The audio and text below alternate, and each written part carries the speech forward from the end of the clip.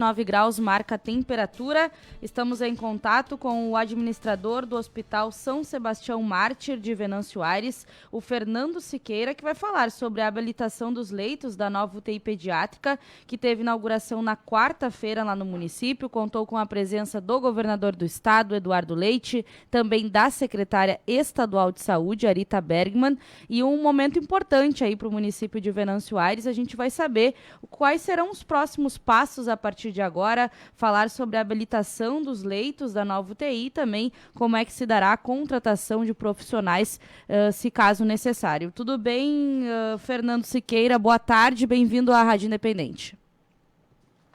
Boa tarde, obrigado pelo convite. Não sei, me ouvem bem? Sim, muito bem. Ok, boa tarde. Boa tarde. O que a gente pode falar dos próximos passos a partir de agora? A gente teve a inauguração, que é um momento muito importante, um momento simbólico, como eu disse antes, com presenças importantes aí a nível estadual, governadora, secretária Arita, mas na prática, quais são os próximos passos a partir de agora e o que vai ser feito por parte do hospital para que de fato aconteça a habilitação desses leitos? Concomitante a este evento de inauguração, né, que marcou a entrega e o fechamento de uma fase, que foi o repasse do Estado de 3,5 milhões para a realização da obra e compra de equipamentos. Então, a inauguração que aconteceu ontem anteontem, né, foi a entrega desses produtos e desses serviços que está montado, e concomitante a isso, nós já foi solicitado na semana passada a vistoria da vigilância sanitária, que já veio até o hospital, ver se o que foi realizado estava conforme o projeto que foi dado entrada, né, há mais de um ano atrás. E com este relatório da vigilância sanitária é submetido ao governo do estado, que por sua vez chancela o serviço que ele está apresentado, né, são 10 leitos, para então submeter ao Ministério da Saúde e solicitar a habilitação do Ministério da Saúde, que só com esta habilitação nós teremos os repasses de recursos de alta complexidade, que é o que Brasília, né, repassa aos serviços, junto com valores que o governo do estado também repassa.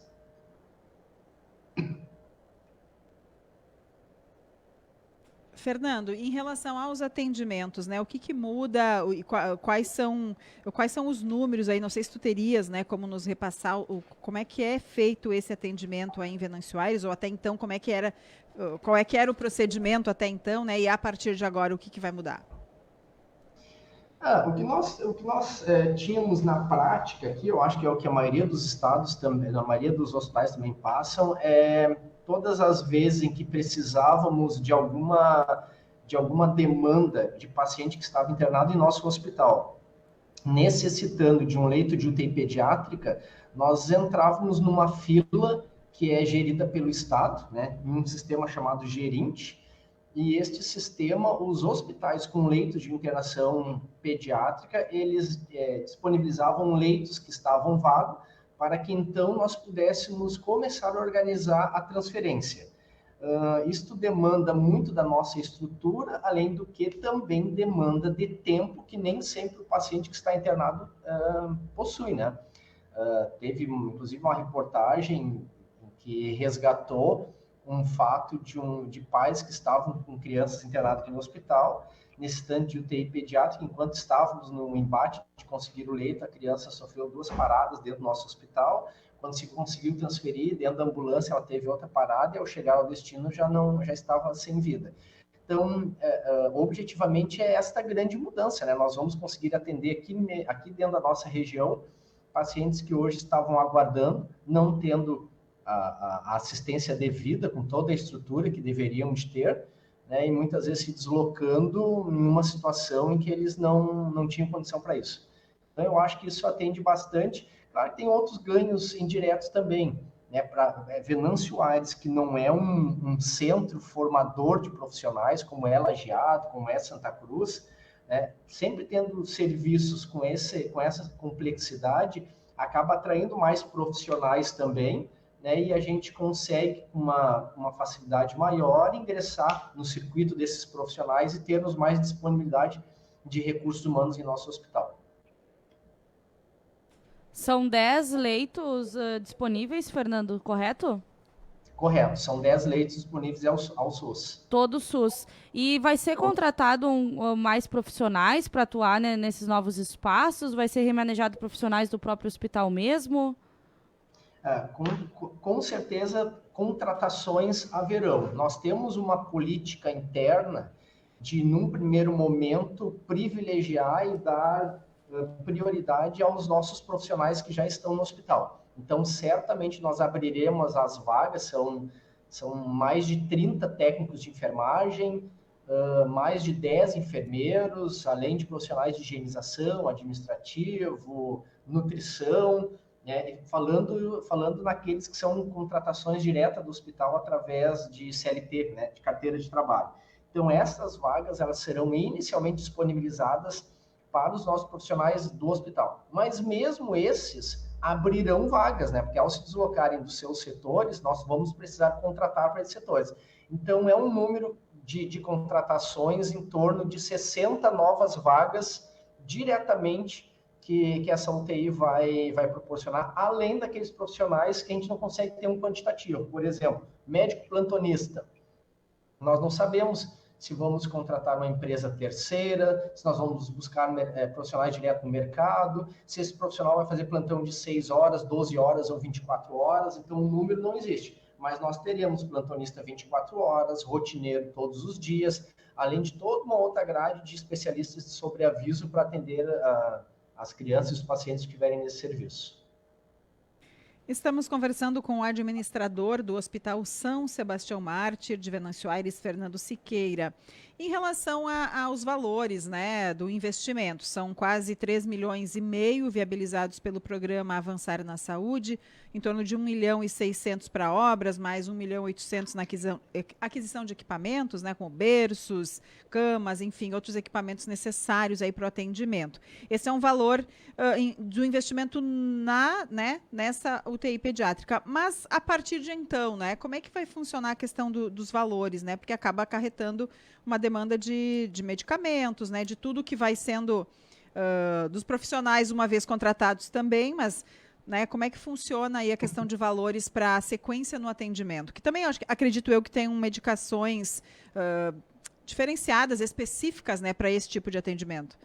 Claro, com certeza. No projeto que nós apresentamos ao Estado há um ano atrás, na verdade, quando nós fomos provocados pela nossa coordenadoria de saúde, né, que é em Santa Cruz, a 13ª, quando nós fomos provocados a apresentar um projeto de UTI pediátrica, no projeto nós já contemplamos o custeio necessário para a manutenção desse serviço.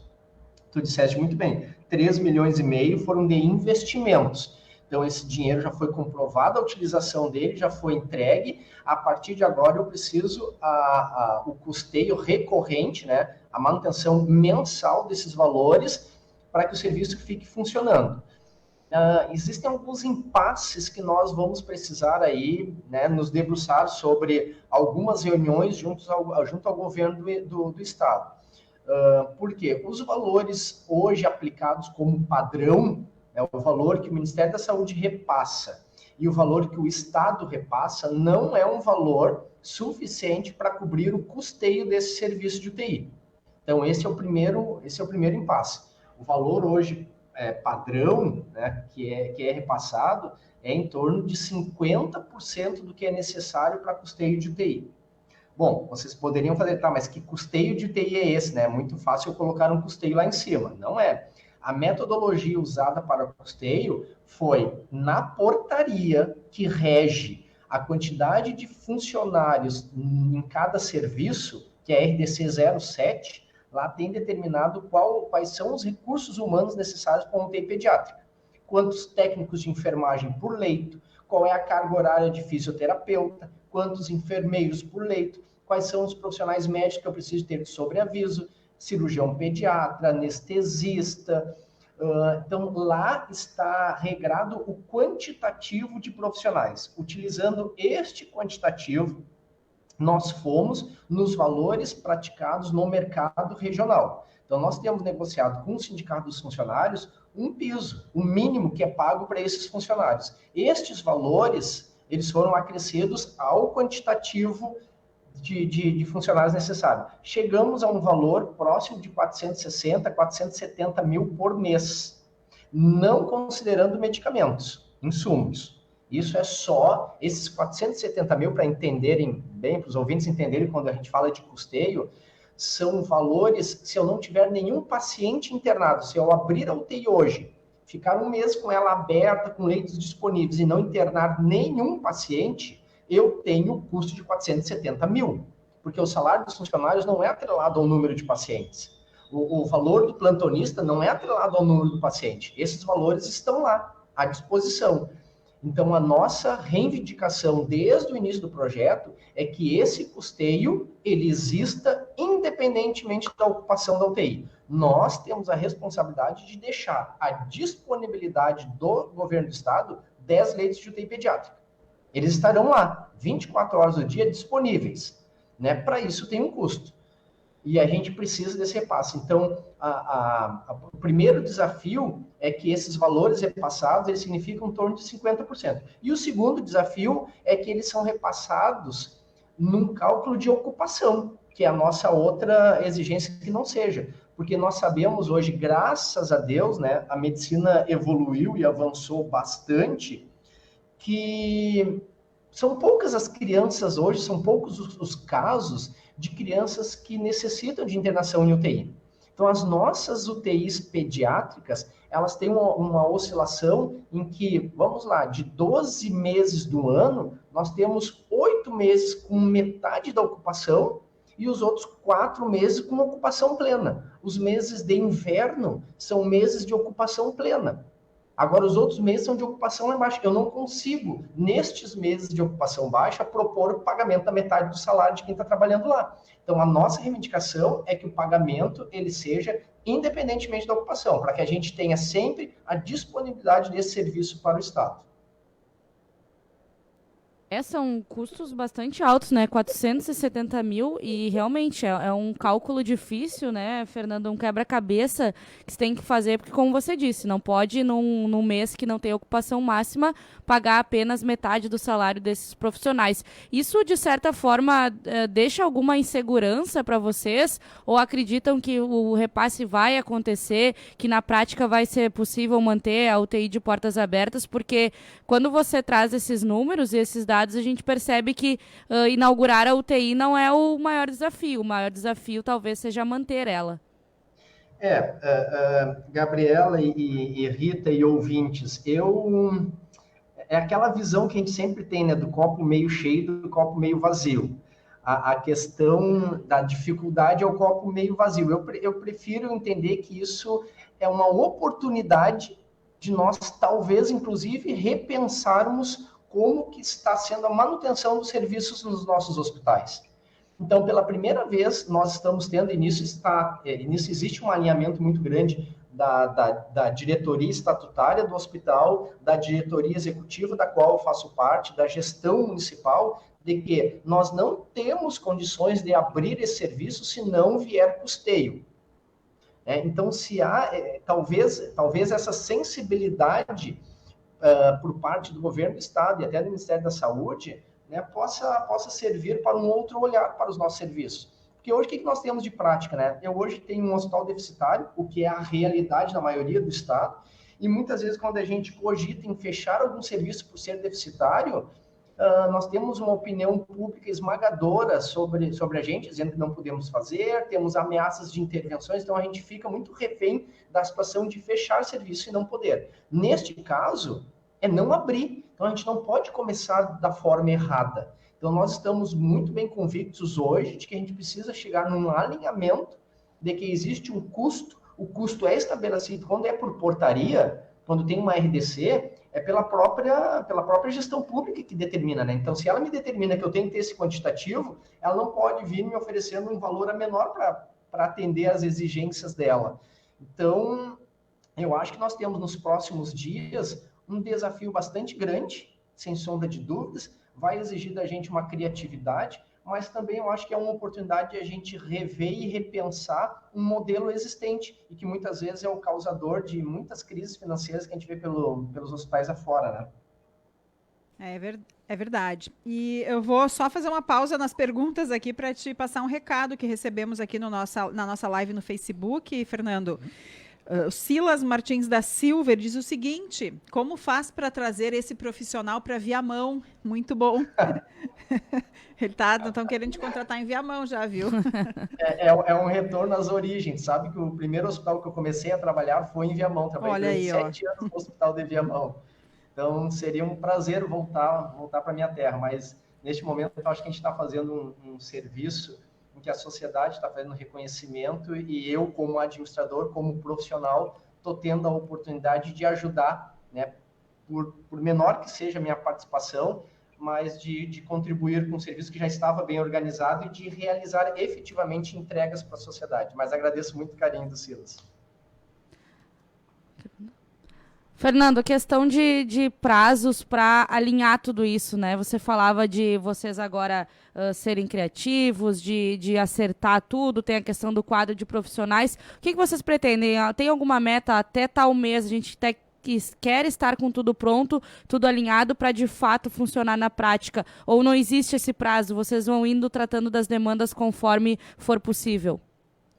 Eu acredito que quando a gente não coloca prazo, fica muito solto. Eu acho que até a gente mesmo cai numa zona de conforto perigosa. Nós trabalhamos sim com prazo. Claro que nem sempre o querer é poder. Muitas vezes a gente estabelece um prazo com que a gente mesmo se cobre e às vezes a sociedade acaba tendo esse prazo como sendo definitivo. Nós estamos trabalhando com prazo de 30 a 60 dias. Vamos lá. Tudo transcorrendo da maneira mais correta, ou seja, nas primeiras reuniões chegaram a um consenso de valores, né? A tramitação burocrática da habilitação da nossa UTI pediátrica transcorrer de uma maneira lisa, junto à Coordenadoria Regional de Saúde, Vigilância Sanitária, depois o Governo do Estado, subindo para o Ministério da Saúde, as documentações estando alinhadas, isso pode, se houver esse alinhamento, em 30 dias. Mas vamos lá, com algumas intercorrências, eu acho que com algum esforço, em até 60 dias a gente conseguiria, transpondo a questão principal, que é de negociações. Até hoje pela manhã, eu tinha um receio muito grande desses prazos, porque nós não sabíamos o que o mercado disponibilizava de recursos humanos para nós. E nós estamos percebendo internamente do hospital, até porque eu provoco a vocês, da mídia e à sociedade, quando puderem, liguem para o hospital, busquem contato, de virem visitar a nossa UTI antes de abri-la, porque depois de aberta não tem como acessar, né? Mas antes nós temos uma bela de uma UTI.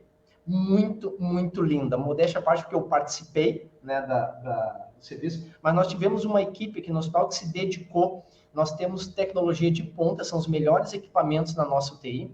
Nós temos uma adesivagem na UTI que remete à floresta, para uma tentativa de deixar um pouco mais ameno aquele ambiente que é tão pesado, né, que trabalha com tanta dor da família. Então, nós temos realmente um belo serviço. Esse serviço também está sendo mostrado para o nosso público interno, para os nossos funcionários. E, consequentemente, nós estamos tendo muitas manifestações de funcionários que já atuam em nosso hospital, querendo atuar na nossa UTI pediátrica. Claro que vão passar por capacitação, por treinamento, mas esse era um temor que eu tinha, que nós teríamos que, quase que, entre aspas, né, importar profissionais para atuar na nossa UTI. Mas eu acho que este temor a gente vai conseguir atender com pessoas que estão interessadas realmente em atuar nesse serviço. O prazo é esse. Nós estamos trabalhando com prazo de 30 a 60 dias, se tudo transcorrer e conseguirmos ultrapassar essa principal barreira, que é alinhar a necessidade de custeio com aquilo que hoje é oferecido pelo gestor público. Uma vez transpondo essa dificuldade, eu acho que a gente consegue evoluir muito bem na entrega e talvez aí em março ter o início da operação dessa UTI de forma definitiva. Fernando, em relação ao hospital de um modo geral, né, aproveitando já essa questão da UTI também, que a gente sabe que serão necessários novos profissionais ou para a própria UTI ou para, né, fazer o remanejamento interno e aí sim ocupar, né, com outros profissionais outras posições aí, né, outros cargos. Mas de um modo geral no hospital, como é que está a questão do atendimento? Como é que é feito o atendimento aí no hospital de Venâncio Aires? De um modo geral, né? Como é que está a situação por aí? Nós estamos com todos os serviços estabelecidos em pleno atendimento. A questão financeira, de novo, volto a dizer, é uma realidade, infelizmente, né? Nós, gestores públicos, outros profissionais que sentam na mesma cadeira que eu em outros hospitais, infelizmente a gente já aprendeu e a gente está acostumado a conviver com uma operação deficitária, né? Quem hospital que atende SUS dificilmente consegue chegar ao equilíbrio financeiro da sua operação, tendo que buscar alternativas todos os meses, um mês após o outro, para que tenhamos nossos pagamentos em dias, honrar com as nossas contas e buscando alternativas. Nós temos a expectativa que em 2023 vai ser um ano de muitas entregas do hospital. Começamos com a UTI pediátrica, 10 leitos. Para o mês de março ainda está previsto pela primeira vez em Venâncio Aires um equipamento de ressonância magnética. Junto com a entrega do equipamento de ressonância magnética, todo o nosso parque de exames de imagem, o nosso CDI, ele também foi reformado, então é um novo serviço de centro de diagnóstico por imagem.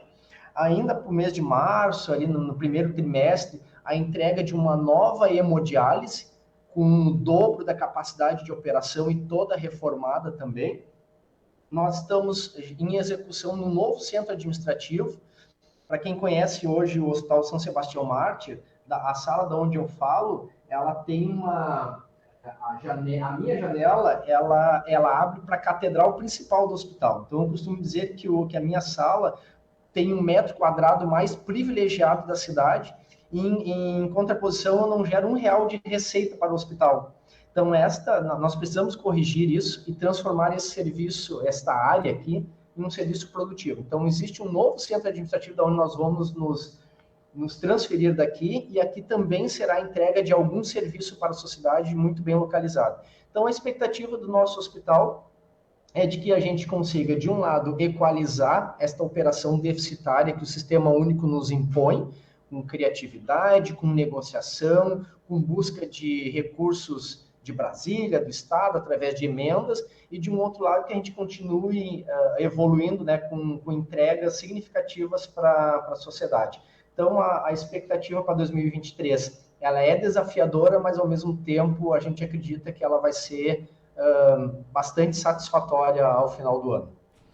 Tem muita novidade aí para o mês de março, né? Você citava antes a questão da projeção da própria UTI, agora esses equipamentos, então muita coisa acontecendo no Hospital São Sebastião Mártir de Venâncio Aires. Fernando, muito obrigada pela sua participação aqui conosco, pelas informações, parabéns também por todo esse trabalho desenvolvido à frente do hospital e essas melhorias e esses equipamentos que chegam, que qualificam não só a saúde no município de Venâncio Aires, mas também acabam dando apoio para municípios vizinhos, como o caso aqui de Lajeado, o Vale do Taquari, o Vale do Rio Pardo, que trabalham muito em conjunto e que estão sempre se ajudando também. A área da saúde, principalmente, é um elo de ligação entre as duas regiões. Então, obrigado pela sua participação e os microfones da Rádio Independente sempre à disposição também.